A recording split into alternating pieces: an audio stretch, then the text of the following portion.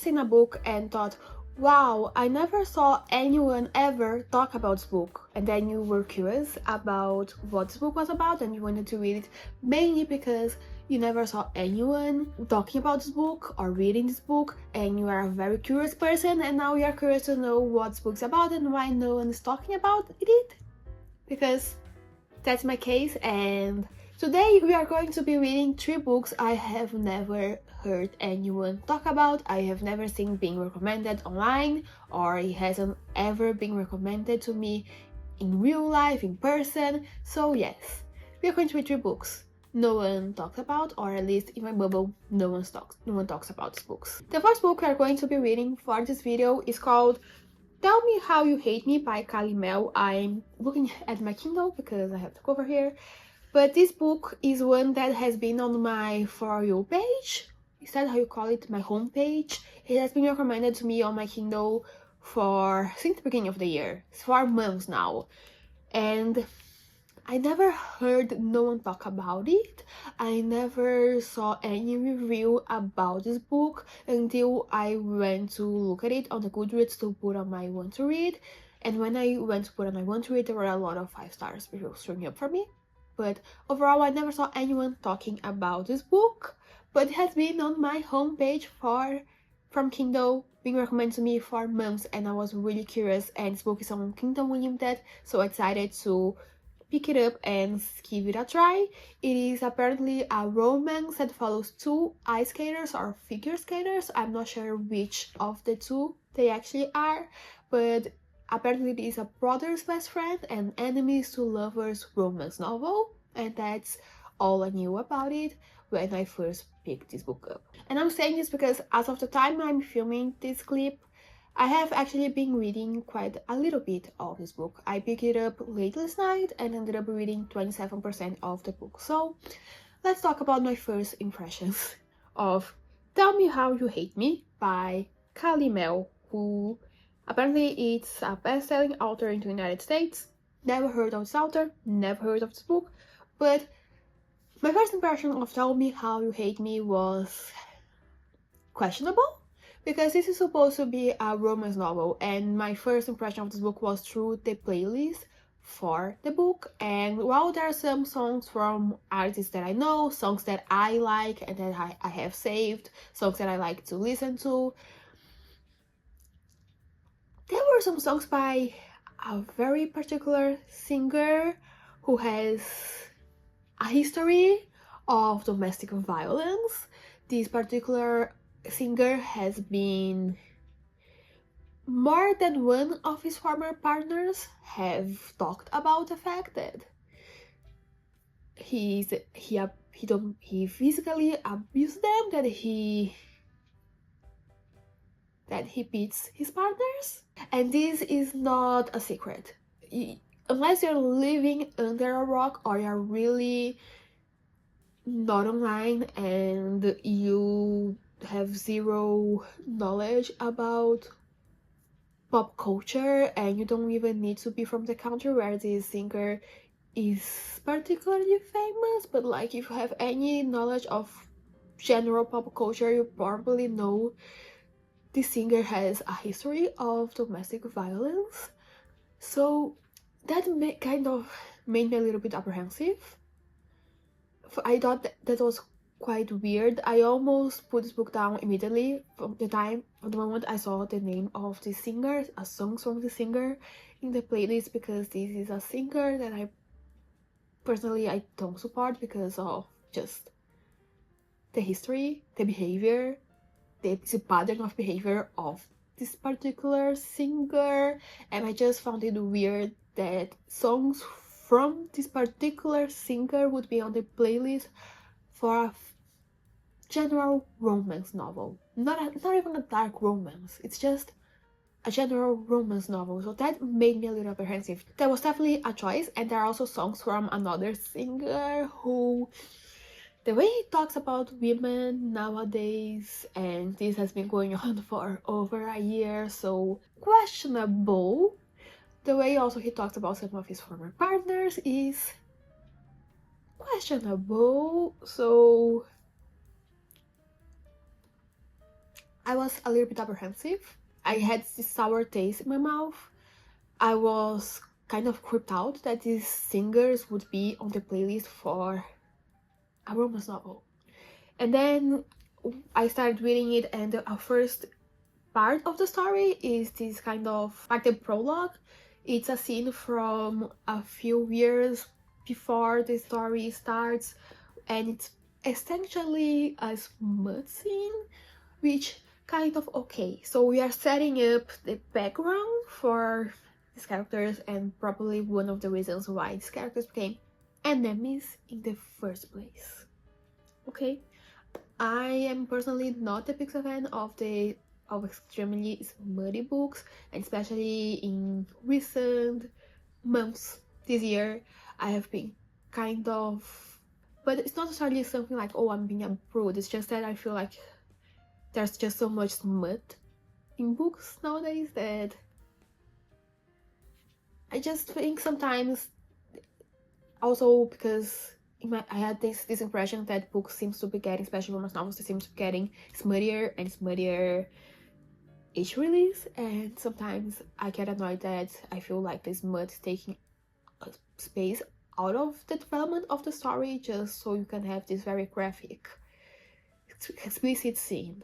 And this first prologue was quite an explicit scene between these characters, but I was like, okay, let's continue reading it. And now, like 27% through reading the book, I'm not hating it. It's definitely a fine book, and it's definitely, I find it so far to be a bingeable book. But I'm also not loving it. There's just something about the writing that it's feeling quite,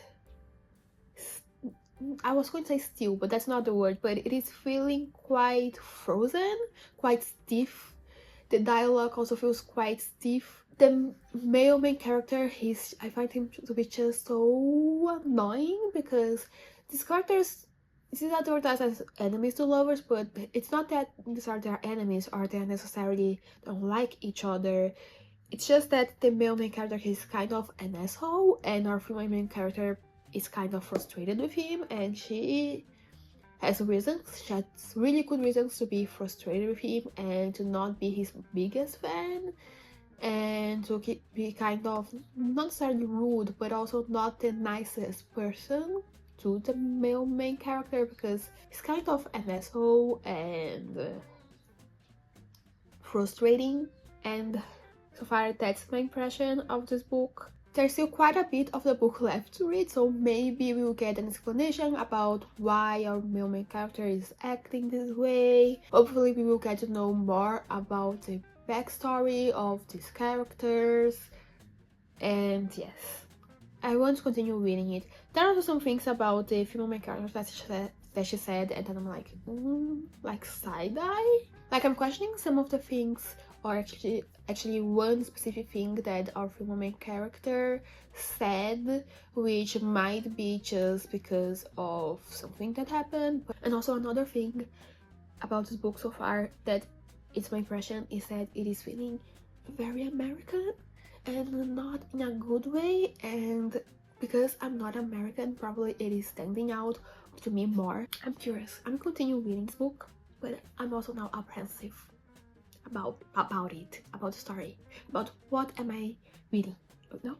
But let's continue reading. There's still quite a bit of it to read. Hi, so I finished reading This Is How You Hate Me, and out of respect for your time, I won't be ranting about this book. I will try to keep my review very brief, but basically I really didn't like This Is How You Hate Me. I didn't like the characters. For me, the female main character, she felt very passive.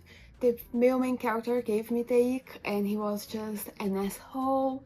I didn't like the romance. I didn't like the writing style for this book. I felt like it was way too much telling and not showing. I felt like it was way too over explained.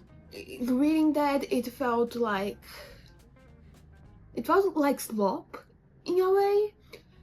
Like, my brain still works. I don't need you to over explain to me what is going on, what the characters are feeling, or repeat for 1,000 times what the characters are feeling, what is going on, why they're acting a certain way. Like, okay, girl, I get it. I understand what's going on in the story. No need to keep over explaining it. And yes, basically, I just didn't like this book. I really didn't like this book. And also, this much just felt weird. The book starts with a very graphic, smutty scene, but okay, that's setting up the plot of the book. But then all the other smutty scenes, at most of them, they felt like they didn't need to be there. Like, I get why it is there, but it also didn't need to be there. I felt like the relationship build up and the payoff just didn't work for me. And again, I really didn't enjoy this book. Let's stop reviewing it. Let's stop the rant, because I told you I was going to respect your time, and that's what I want to do. So yes, that's it for This Is How You Hate Me. I really didn't like this book. I think there might be some sequel for this series, might be a series. I'm not continuing on with the series. Also, I think in the previous clip, if you remember correctly, I talked about it, about something about an artist in the playlist, and I feel like it's important to say that, as far as I'm aware, This Is How You Hate Me was released in 2025, so the facts about two specific artists on the playlist for that book, it was already known by the time this book was published, so that's why I made those comments. But yes, right now I feel like I need to read something that it is the complete opposite of. Hello, so it's been, I think, 4 months since I last filmed the last clip for this vlog, and if you have been following with the videos this year, if you watch one of my worst books of the year video, you might already know that I was questioning whether or not I was going to continue doing this vlog, but I decided let's continue reading this vlog because I have a problem with quitting stuff that maybe I shouldn't be continuing, or I maybe should quit. But honestly, this is just, I'm reading books and there is no stakes, and I wanted to read some of Sutter's books anyway, but maybe this is just a testament of Carol being just stubborn and just having a hard time quitting stuff. But I started reading A Close and Common Orbit a few days ago. Not a few days ago, I think like 3-4 days ago. I have been reading this book very slowly. I have been reading very slowly this week because I went through about like a week where I was reading a lot, and then I decided, you know what, I need to do things that are on reading. But I started reading A Close and Common Orbit and decided to continue doing this reading vlog. So I'm currently 35% reading this book, which is page 125 according to the Kindle. So I have a feeling I can already tell you a little bit about this book. So apparently A Close and Common Orbit won the Hugo Awards for Best Series. By the way, this book's by Becky, which I didn't realize, but she's the same author that wrote Up Some for the Wild Build, which is a book I have been curious about. I haven't picked it up because growing TPR, and this is just one of those books that I just keep forgetting to buy, and I keep saying, oh, I need to get through some of my physical TPR before I get this book, and then I never pick it up. But A Psalm for the Wild Build, which is, I think, a cozy sci-fi, is a book that has been on my giant list of books I want to read one day in my life for quite some time now, and I didn't realize that A Close and Common Orbit, it was by the same author. But basically, this is the second book, I believe, in a series. I forgot the name of the series, but they're all interconnected, standalone stories. You don't necessarily need to read them in order, apparently, or at least I don't feel like I'm losing anything because I didn't read the first book in this series. But basically, in this book, in A Close and Common Orbit, we follow two timelines, two people. We follow Jane slash Pepper, and then we follow Lovelace slash Sidra. In this world, we have like AI artificial intelligence, they are very prevalent. They are in a lot of stuff.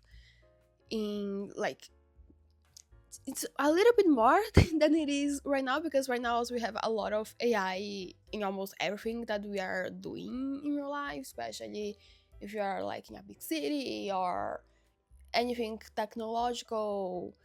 A lot of it, there's a little bit, there's AI is there. But in this world, AI, they have kind of like a conscience.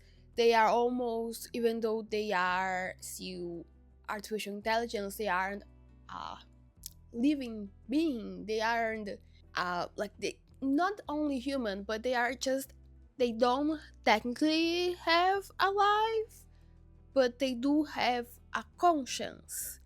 And it is illegal in this world for AI to stop being AI, to not stopping AI, because AI can stop being AI. But sometimes AI can like try to migrate, and there are these things they call the kits, which the kits, they are essentially, it's not only human, but they can take the place or the form of any of like one of the live beings in this universe, because this book, the universe, it takes place not in a galaxy far, far away, but in many years far, far away from ours. It's still technically like Earth exists, but the story takes place in a different planet, and I believe there are like multiple different planets where there are humans and like living beings living in different planets. But it's just one of those classic sci-fi tropes of humans also like live in different countries. There is like humans left Earth and they're exploring the galaxy. It's a sort of trope. Basically, there is this thing, going back, there is this thing called the kits, where essentially an AI can transfer and they can take the form of some sort of living being. It can be a human, it can be another alien species, and they look like that species. They will bleed, they will have all sort of different markings that if you look at them, if you just look at them, you will think they are just your average living being, living species, like that you wouldn't immediately think that they're AI. But it is legal. It is, the government made it illegal for AI to transfer to these kits. It is also illegal for anyone to own one of these kits. If they find out that the person, that the individual walking down the street is actually AI, you can be arrested. If they found out anyone is helping a kid or has a kid in their house, they are just helping AI just take the place or take the form of a regular living being, you can be arrested. It's highly illegal. And then we have Pepper/Jane. She was born, I guess we can say she was born because she's technically human, but she was born in kind of like this dystopian factory where they were genetically made. Like, I don't know how to explain, but basically it's kind of like in a brave new world where they make humans in a lab and they make them to fit a very specific characteristics, and that's what Pepper is. Her original name was Jane 23, and she was born like in this factory, and there are multiple different little girls, and you have the Janes, you have like, I forgot the name of the others, but each age group has a different name and a number, and they essentially work with scraps. And we started the book, we follow Lovelace/Sidra. She is an AI, and she used to be an AI for sheep. So she has all these little quirks that how her brain works, because she was programmed to basically take care of this sheep. So she has an anonymity protocol, so she can lie. She has a thing about trying to surveil things because her code essentially tells her that she needs to basically surveil things, take care of people, make sure everything is feeling well. We start the book with Sidra taking like the form of a kid. She becomes a kid, she's pretending to be a human, and then Pepper, Jane slash Pepper, her original name is Jane, now she goes for Pepper. She grew up to be an adult, she works with like repairing tech stuff, and she decides, Pepper and her partner Blue, they decide to help Sidra become this kid, and they're helping her integrate into the society of this world, which is called Coriol. And so far, like the bulk of the story, we are finding out about Pepper's past, because there's a very specific reason why she is risking so much to try to help Sidra. So we are finding out about her past. We are finding out what are her motivations, and also finding out a little bit more about this universe through her point of view. And then we have Sidra, and you're following this AI try to integrate into society and what her thoughts are, her struggles, and the things like what is going on. How will she integrate into the society, all her problems, all the things that why she decided to become a kid, why she decided to stop being just an AI that's taking care of humans or other living beings in this ship. And so far, I'm really enjoying it. It's definitely, this book is, I would say, is more on the cozy side, because it's so far 35% through the book. It's not necessarily the most action-packed book, but there's a chance that it might change. The story might change, and it might become a little bit more action-packed. But so far, it's just more of it's very sci-fi, but it's a little bit more cozy, a little bit more philosophical. It makes you question AI, it makes you question the act of killing animals for the sake so you can eat, or so they can become food. It's discussing the ethics of AI, conscience, humanity. And I believe there will be more things. More things to be discussed and more things to be developed, especially when we look at the side of Jane slash Pepper. Pepper's point of view, I feel like there's still so much potential. Both point of views, there's so much potential for it to change and to make us explore even deeper topics, even harder topics.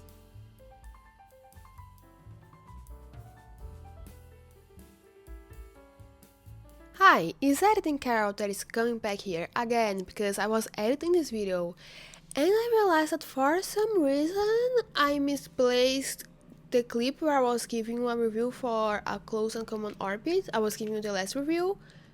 I'm trying to remember, did I film the final review? But I'm pretty sure I did. It's just that it has been so long since I filmed that clip that I have a feeling I might have misplaced it. It might be in some other folder, but let's be honest, it will be faster if I just come here. Let's just redo my final review for A Close and Common Orbit, because my final review will be very short.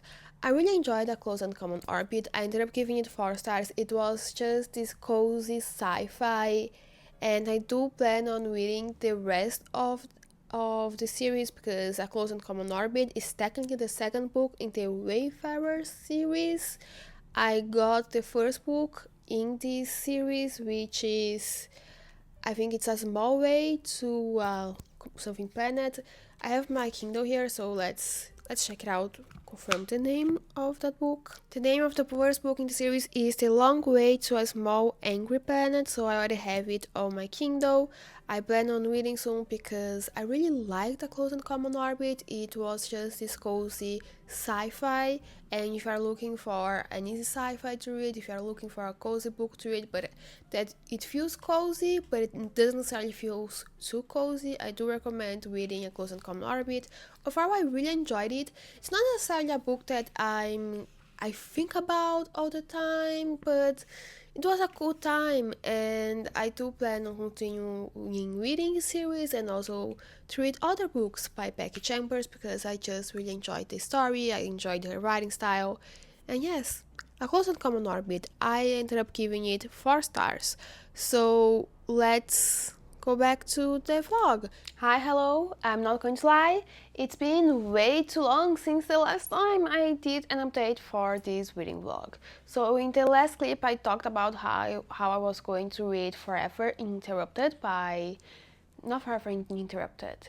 I keep saying Forever Interrupted, writing Forever Interrupted, but the name of the book is actually Forever Interrupted because their forever was interrupted. But going back, in the last clip, I talked about how I was going to read Forever Interrupted by Taylor Jenkins Reid. And I did start reading Forever Interrupted by Taylor Jenkins Reid. And from the moment I started reading, I realized 2 things about this book. One, it really is truly that popular. On Goodreads, this book has over 200,000, I think 222,000 reviews on Goodreads but when I was checking on this book, which is a lot of reviews. So this book is extremely popular. Also, a lot of the people I follow on Goodreads have read this book. So truly, it's just a book that went over my head. It's also not as if the reviews from the people that I follow, they were like reviews from 10 years ago. No, they were quite recent. Truly, it's just a book that went over my head. I don't remember anything about it. I don't remember seeing people talking about it. And I just forgot. It really is a very popular book, but the thing is, I read, I think, a few chapters, 1-2 chapters of this book, and I quickly realized this book could talk a lot about grief. This Forever Interrupted is a very sad book, and I'm really not in the mood to read this book right now. It's not the sort of book I want to read. So I decided, you know what, I'm not going to read it. So for right now, I'm not reading Forever Interrupted. Maybe in the future I will go back to reading it when I'm in the mood to read this sort of book, but right now, not really the book I want to read. But then I started reading another book called So Good to See You by, I think it's Francesca Hornak, Hornak, I don't know. The name of the book is So Good to See You, which I saw on Amazon. I saw on the Amazon UK 99p deal a few months ago, and it was advertised as for people that really like The Wedding People, which is me. I really like The Wedding People. So I decided to pick it up. It was on the 99p sale, so it was also quite an affordable ebook. It's also a book I never saw anyone reading, and when I just finished reading this book, so when I logged it in on Goodreads, no one I follow read this book. This book also only has 2,000 reviews on Goodreads. It was released in 2025, and it only has 2,000 reviews. But basically, first let's talk about what this book is about, what So Good to See You is about, then we are going to talk about some of my thoughts on this book. So in So Good to See You, we follow this group of friends. We have 4 different characters who they met in Oxford in 2004. They were best friends back when they were studying in Oxford together. They also, the kind of people they are from the arts. 2 of the characters, they are heirs to like this old money family in the UK. And one of them, we don't really know what he does, but the other one, he's a movie director. There is one that he has become a really famous actor. And then we have another character that works in publishing. So they're all very from the arts kind of people. And back when they were in Oxford, they were the best of friends. They were always together. They were really close. But then after they graduated, things changed. And now, I think it's around 13 years later, after they graduated Oxford and their friendship kind of changed, this group of people, they're going to be meeting for the wedding of one of the friends, because we have 4 people and there's only one of the friends that is still in touch with all of the other friends. So they're going to be meeting up for the first time. four of them together for the wedding for one of their friends, and on the surface everything seems perfect about their lives, but in reality they're all hiding something. We have one of them is dealing with a heartbreak that one of the friends that she's still in touch with, he knows what she's going through, but he doesn't know the extent of what she's going through, because she doesn't really talk about the extent of what she's dealing with, because she's a people pleaser. She doesn't want to bother people. She doesn't want to tell people about some of the things that she's dealing with or that she has dealt with in the past. Then we have another friend who he's now married, he has twins, and from the outside his life is perfect because he's now a movie director, he's winning all the awards, he's apparently very successful in his personal life and in his professional life. But in reality, things are very much not as it seems. He's owing a lot of money to people. He's in a lot of debt, and his relationship is also not that great. His relationship with his partner is kind of strained. His relationship with his kids is also not the way he would like it to be. And then we have another character who became this very famous actor, but with the fame, he also now has a lot of anxiety relating to that fame, and now he's dealing with substance addiction, he's dealing with alcoholism, he's a drug addict, and basically the fact that he's so famous is one of the reasons why he has this huge problem with anxiety. This is the background, but in this book we are also going to follow these characters dealing with their problems, but also we are going to figure out what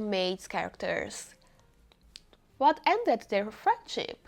And this is kind of the premise of the book. This is everything that you get, like I saw on the synopsis of the book. Now let's move on to my opinions, because first of all, this book was advertised for people that like The Wedding People, and I kind of understand why, because The Wedding People is such a popular book. Both of these books, they revolve around a wedding, and you have some drama revolving around a destination wedding. But also in The Wedding People, I feel like there's things that are quite different. The Wedding People, you follow, it's more one person. In this book, it's way more drama focused, like drama of this friendship group. It's not only one person's drama, and you have a very clear, in my opinion, you have a very clear villain in this book, which you get to figure out throughout the story. So there are some differences, but if you like this idea of drama revolving around a wedding, you might enjoy this book. Although this book was quite easy to read, it was also quite fast. It was such a breeze to read through it. I did take quite a few days to finish reading this book, but that was more because of the context in which I'm reading it, because I just didn't have as much time to read, so I wasn't binge reading it as much as I would regularly binge read this book, but still quite a fast read, quite breezy to read. It was quite nice, quite a nice experience. So overall, I really enjoyed this book, but also there are things about this book that I also didn't love as much. One of them is that this book is way more like general fiction-esque, and I know there is a lot of discourse when it comes to trigger warnings. I think if a book is dealing with triggering situations, it needs to have trigger warnings, even if it is just like a small part, a little text where it isn't as obvious if you just look at it and you quickly spot the trigger warning. I think trigger warnings are important to help to not trigger people, and this book needs trigger warnings because it deals with addiction, with substance abuse, it deals with eating disorders, it deals with anxiety, it deals with financial problems, it deals with a break-in of the house of one of their parents, it deals with like family, like estrangement, it deals with miscarriage, it deals with a lot of mental health problems. This book, at the same time, this is also something that I feel like it's similar between this book and The Wedding People, because both of them deal with very heavy topics, but the writing style still kind of feels like a breeze. It doesn't, you read about heavy topics, but at the same time it doesn't feel like you're reading about such heavy topics, just because of the way the author writes it and the way it is dealt with, even though it is still dealing with such heavy topics and you understand that situations are kind of heavy. But overall, this book, as I just was rambling, it deals with some topics that I feel like it deserves a trigger warning. Also, we follow these characters, and as I said before, I feel like out of all these characters, there's one character in particular that I feel like he's very much an obvious villain. Like, he's not necessarily evil, black and white, it's more of like a gray area, but a lot of the problems that they deal in this book was, if not completely triggered, at least partially triggered by the actions of this one character who was, like, minor spoiler, but one of the characters is extremely selfish. And while there are some character arcs that I really enjoyed, there are like two of the friends, their characters arcs, I really enjoyed it. I really liked where we see them last, how their story ended. I really appreciate that. There is another character that this character did have some consequences, but also I wish he had more consequences, because some of the things this man's character, I was trying to not reveal the gender because that would kind of like cross out, it's a little bit more of a minor spoiler, but some of the things this character does, like, this is a fiction, this is a book, this is not real life. I wish he had more consequences than what he had. So, like, I didn't love his ending as much, because again, this is fiction, this is not real life, and I understand why the author would choose this ending, but also I really don't like him, and I feel like he should have more consequences. And another one of the characters who needs to deal with some of the things that was caused by the fact that this character was selfish.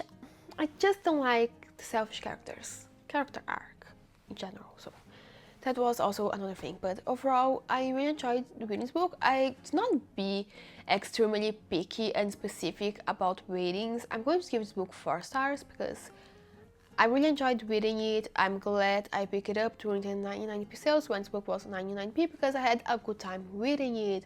But also there are things about this book that I feel like it could have been dealt with.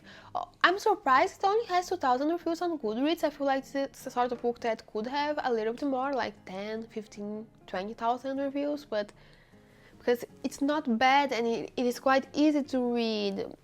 But yes, I'm going to leave this review at this stage because I feel like I'm already rambling. But yes, so good to see you. It was 4 stars. I still haven't seen anyone talking about it, so I'm going to finish this video here as well. If you read any of these books, please let me know in the comment section. Let's talk about it. What did you think about these books? What are your thoughts about them? And if you like this video, please consider leaving a like and subscribe to the channel, and I hope to see you with another video very soon. Bye.